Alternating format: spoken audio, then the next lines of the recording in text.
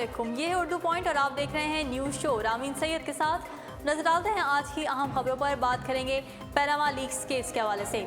Supreme court में Panama leak से मुतालिक दरख्वास्तों की समाअत रोज़ाना की बुनियाद पर होती है। आज भी इस हवाले से सुप्रीम कोर्ट में समाअत हुई। आज समाअत में जो अहम बात हुई वो ये है कि वज़ीर आज़म मियां मोहम्मद नवाज शरीफ के वकील ने जायदाद की तकसीम और तहाइफ की तफसीलात अदालत में जमा करवाने के लिए मोहलत तलब कर ली है। समाअत के आगाज़ में ही उन्होंने अदालत से इस्तदा कर दी थी कि जायदाद की तकसीम और तहाइफ से मुतालिक तफसीलात जमा करवाने के लिए पीर तक की मोहलत दी जाए, जिस पर जस्टिस आसिफ सईद खोसा ने तशवीश का इजहार किया और कहा कि पहले भी कहा गया था कि तमाम तफसीलात और दस्तावेज़ात मौजूद हैं, पेश कर दी जाएंगी, लेकिन अब आप मोहलत मांग रहे हैं। इसके अलावा आज की समाअत में शाहिद हामिद ने इसहाक डार से मुतालिक भी दलाइल का आगाज़ किया, जिसके बाद समाअत को पीर की सुबह 9:30 बजे तक मुलतवी कर दिया गया है। अहम खबर शामिल करेंगे। CTT ने गुजरांवाला में आज एक अहम तरीन कार्रवाई की है और ये कार्रवाई अहम इस हवाले से है कि इसके नतीजे में कार्रवाई करते हुए कलअदम तंजीम से ताल्लुक़ रखने वाले 3 दहशतगर्दों को गिरफ्तार कर लिया गया है।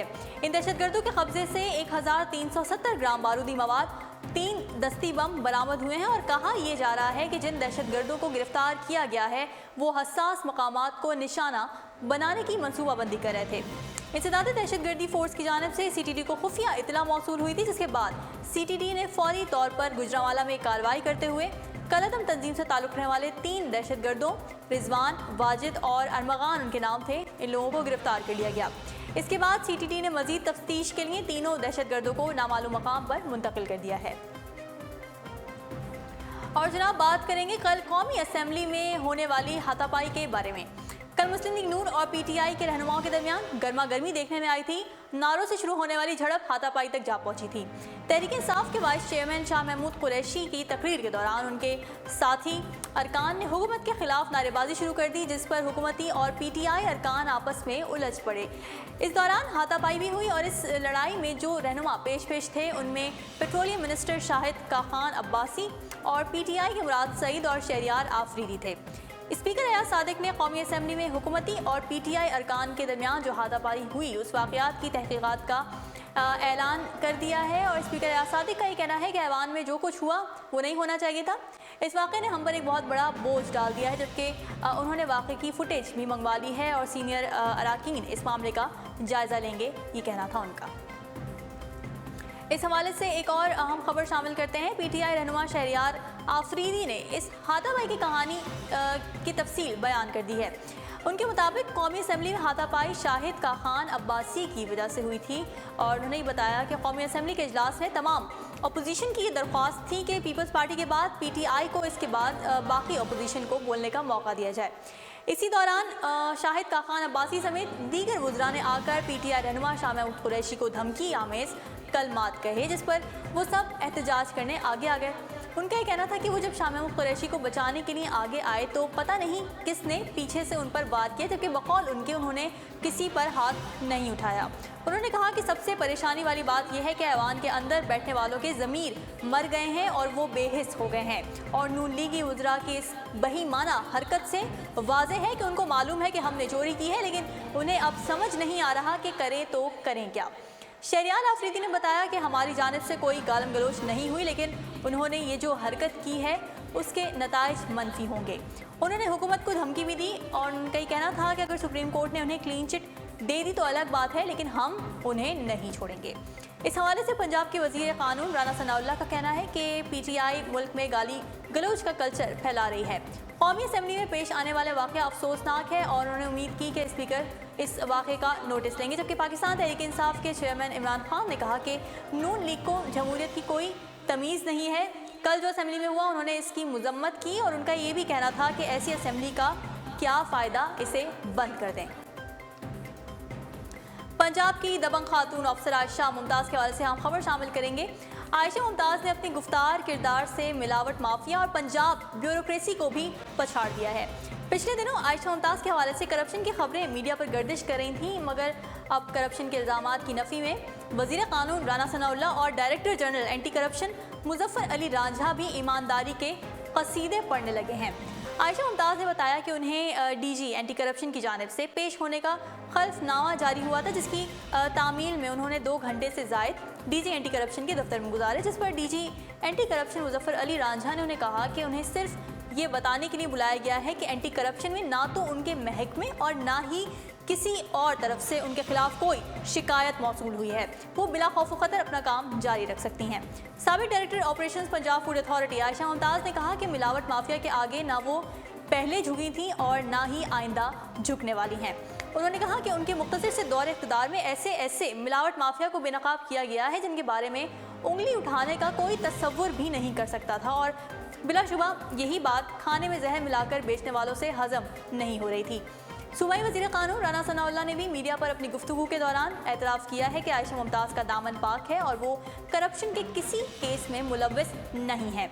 डीजी एंटी करप्शन ने कहा कि उनके असिस्टेंट और ड्राइवर को करप्शन के इल्ज़ाम में गिरफ्तार किया गया है क्योंकि उनका रहन सहन उनकी तनख्वाहों से मुताबिकत नहीं रखता। उन्होंने कहा कि इन मुल्ज़मान के खिलाफ तफ्तीश की जा रही है, मगर इस सारे मामलात में आयशा मुमताज़ का कहीं कोई जिक्र नहीं है। उन्होंने कहा कि अब तक की जाने वाली तहकीकात में उनका दामन साफ है। और जनाब, अमेरिका जाने के ख्वाहिश रखने वाले पाकिस्तानियों के लिए डोनाल्ड ट्रंप की जानिब से खुशखबरी सुना दी गई है।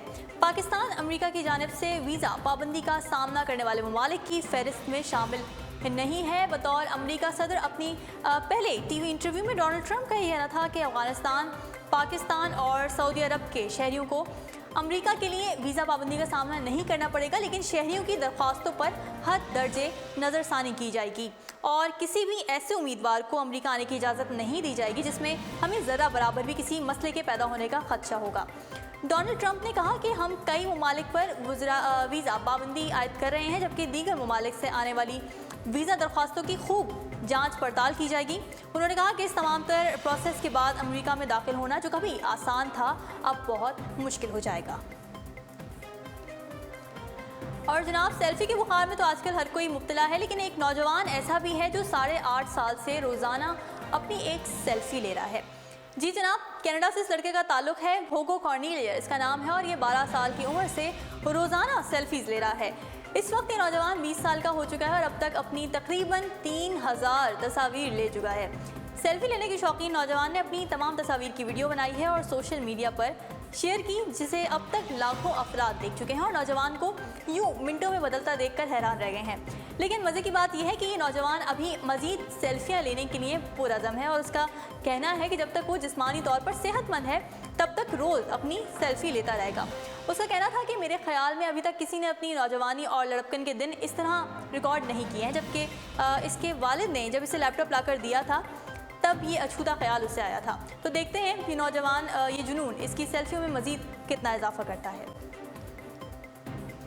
पाकिस्तानी सिनेमाओं के हवाले से अब एक बहुत अहम खबर सामने आई है। भारतीय फिल्में भी अब पाकिस्तानी सिनेमाओं में नुमाइश के लिए पेश की जाएंगी। ये इंदिया दे दिया है पाकिस्तानी हुकूमत की जानिब से। नाज़रीन, जैसा कि आप सबको मालूम है कि गुज़श्ता 4 माह से भारतीय फिल्मों पर पाकिस्तान में पाबंदी आयद है और क्योंकि भारत में पाकिस्तानी फनकारों के काम पर पाबंदी लगाई थी, इसकी वजह भारतीय हुकूमत की जानिब से उड़ी हमला बताया गया था। इस फैसले को काउंटर करने के लिए पाकिस्तान में भी इक़दाम लिया गया था और भारतीय फिल्में पाकिस्तान में आना बंद हो गई थी, और ना सिर्फ फिल्में बल्कि ड्रामे भी। लेकिन इसका पाकिस्तानी सिनेमा इंडस्ट्री को खासा नुकसान हुआ था। पाकिस्तानी फिल्में वो रेवेन्यू जनरेट नहीं कर पाई जो बॉलीवुड और पाकिस्तानी फिल्में मिलकर कर रही थीं। इस हवाले से सिनेमा मालिकान की जानिब से दरख्वास्त दायर की गई थी, जिसका अब नोटिस लेते हुए फैसला ले लिया गया है और इस फैसले के तहत बॉलीवुड की पाकिस्तान में वापसी होगी। पहली फिल्म जो नुमाइश के लिए पेश की जाएगी वो ऋतिक रोशन की काबिल है, जिसे NOC दे दिया गया है। दूसरी जानिब पाकिस्तान सेंसर बोर्ड के चेयरमैन मुबशर हसन ने फिल्म काबिल को NOC के बावजूद सेंसर बोर्ड सर्टिफिकेट से मशरूत किया है, जबकि पाकिस्तानी सिनेमा मालिकान ने भी भारतीय फिल्म के शोज़ की एडवांस बुकिंग करना शुरू कर दी है।